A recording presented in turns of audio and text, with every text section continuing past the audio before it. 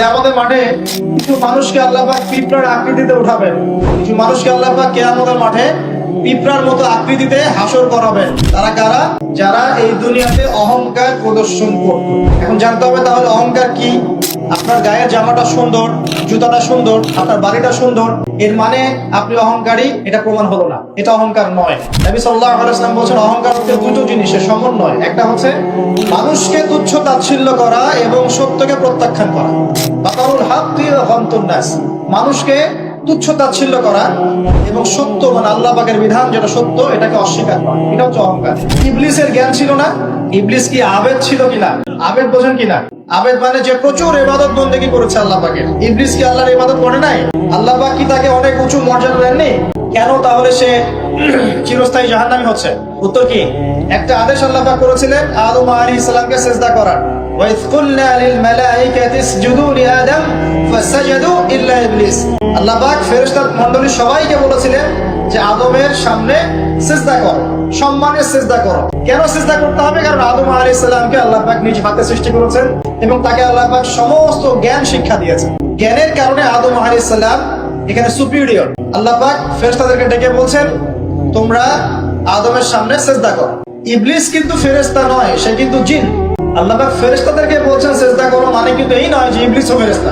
ইবলিস কিন্তু ফেরেশতা নয়, সে কিন্তু জিন জাতির অন্তর্ভুক্ত ছিল। এই দলিল সূরা কাহফের মধ্যে আছে, কানা মিনাল জিন ফাফাসাকা আন আমরি রাব্বি। ইবলিস জিন জাতির অন্তর্ভুক্ত একজন সত্তা ছিল। সে সিজদা করলো না, যুক্তি দিল, একটা বাতিল কিয়াস করলো, সেটা হচ্ছে খালাকতানি মিন নার ওয়া খালাকতাহু মিন তিন। আমাকে সৃষ্টি করেছেন আগুন দিয়ে এবং আদমকে সৃষ্টি করেছেন কি দিয়ে? মাটি দিয়ে। কেন আমি আদমকে সিজদা করব? মানে ইবলিস প্রমাণ করতে চাইলো যে আল্লাহর আদেশটা ভুল, আমি সঠিক। নাউযুবিল্লাহ।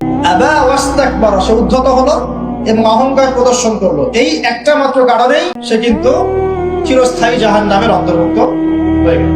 তো অহংকার কি? আল্লাহ পাকের আদেশটাকে তাহলে লঙ্ঘন করাই অহংকার, এবং অন্যকে তুচ্ছ তাচ্ছিল্য করাই কি? অহংকার। ইবলিস এখানে দুটো কাজই করেছে, আল্লাহর সত্যটাকে, হকটাকে অস্বীকার করেছে এবং আদম আলাইহিস সালামকে কি তুচ্ছ করে নাই। এখন আমরা যারা ইসলাম পালন করছি আমাদের মধ্যে এখন এই সমস্যাটা দেখা যায়, এই রোগটা দেখা যায়। 5 ওয়াক্ত নামাজ কয়েকদিন পড়লেই মনে হয় যে আমি খুব বড় মুসলিম হয়ে গেছি, অন্য ভাইরা মনে হয় খুব ভালো মুসলিম নয়। একটা ইগো প্রবলেম চলে আসে না? কথাবার্তা চালচলনে একটু ডিগ্রি সার্টিফিকেট অর্জন করলে মনে হয় যে আমি অনেক কিছু করে ফেলেছি বা এমন কিছু ভালো করেছি মানুষকে না দেখানো পর্যন্ত ঘুম হচ্ছে না।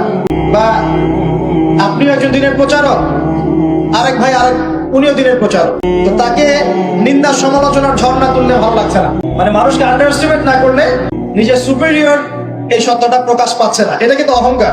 আর আল্লাহ রাব্বুল আলামিন অহংকারী ব্যক্তিকে পছন্দ করেন। অহংকার সম্পর্কে আল্লাহ পাক বলেছেন, এটা সম্ভবত হাদিসে কুদসিতে আছে, ওলামায়ে কেরাম ভালো বলতে পারবেন, যে অহংকার আল্লাহর চাদর, এটা নিয়ে কেউ টানা হাসরা করলে আল্লাহ পাক সেটা সহ্য করবেন না। প্রিয় ভাইরা, ওয়াদা আমরা করে এসেছিলাম, ওয়াদার খেলাফ করলে কিন্তু আমরা মুনাফিক হয়ে যাব। কি ওয়াদা করেছিলাম? আল্লাহ পাক আদম আলাইহিস সালামকে সৃষ্টি করে তার পৃষ্ঠদেশ থেকে সমস্ত আদম সন্তানের যে আকৃতি, এই আকৃতি আল্লাহ পাক দেখিয়েছেন। কাকে দেখিয়েছেন? আদম আলাইহিস সালামকে দেখিয়েছেন। আদম আলাইহিস সালাম দেখছেন একটা আকৃতি, রূপ খুবই সুদর্শন, খুবই সুন্দর দেখতে। তিনি জিজ্ঞাসা করলেন, হে আল্লাহ, এই কে? নাম কি? আল্লাহ রাব্বুল আলামিন বললেন, এ তোমার সন্তান, তার নাম দাউদ। কি নাম? দাউদ আলাইহিস সালাম নাম শুনেছেন? আদম আলাইহিস সালাম বললেন, তার হায়াত কত হে আমার রব? আল্লাহ পাক বললেন যে 60 বছর। কত বছর? 60 বছর। আদম আলাইহিস সালাম বললেন যে আমার হায়াত থেকে আল্লাহ তুমি তাকে আরো 40 বছর দিয়ে দাও। এরপরে দাউদ আলাইহিস সালামের বয়স হয়ে গেল 100 বছর। দেখেন, এই সময় আল্লাহ পাক সমস্ত, আচ্ছা এখানে একটা কথা বলে দিই, এই যে দুইজনের নাম পেলেন এখানে, আদম এবং দাউদ, ঠিক আছে? এই দুইজন নবীকেই কিন্তু আল্লাহ পাক কোরআনের মধ্যে আল্লাহর খলিফা বলেছেন। এটা একটা কোইন্সিডেন্স, এটা একটা মিল কোরআনের। একটা কথা মনে রাখবেন যে কোরআনের একটা আয়াত কিন্তু আরেকটা আয়াতকে ব্যাখ্যা করে। কোরআনের আয়াতগুলো হচ্ছে, আমি একটা উপমা দিচ্ছি, আকাশের তারার মতো অনেকটা। আকাশের তারা দেখেছেন কখনো? সময় কোথায় তারা দেখার? এখন তো ফুটবল খেলার যুগ, খেলা দেখবে নাকি ভাই? শেষ রাত্রে আমরা অ্যালার্ম দিয়ে উঠতে পারি আর্জেন্টিনার খেলা দেখার জন্য, কিন্তু অ্যালার্ম দিয়ে তাহাজ্জুদে উঠতে পারি না। তো এই যুব সমাজের নিশ্চয়ই অনেক কল্যাণ হবে। একটা অসুস্থ প্রজন্ম তৈরি করছি আমরা, অসুস্থ প্রজন্ম। খুব গভীরভাবে লক্ষ্য করবেন, এরা বাবাকে সালাম দিতে লজ্জা পায়। কেউ সালাম দিলে ওয়ালাইকুম সালাম বলতে খুব লজ্জা লাগে, মনে হয় যে মাথা হেড হয়ে আসতেছে। বাইকের পিছনে মেয়ে নিয়ে ঘুরতে লজ্জা করে। আর এখনকার বাইকগুলো মাশাআল্লাহ, আর আমরা তো ঢাকা শহরে থাকি, অনিচ্ছা সত্ত্বেও অনেক কিছু দেখতে হয়।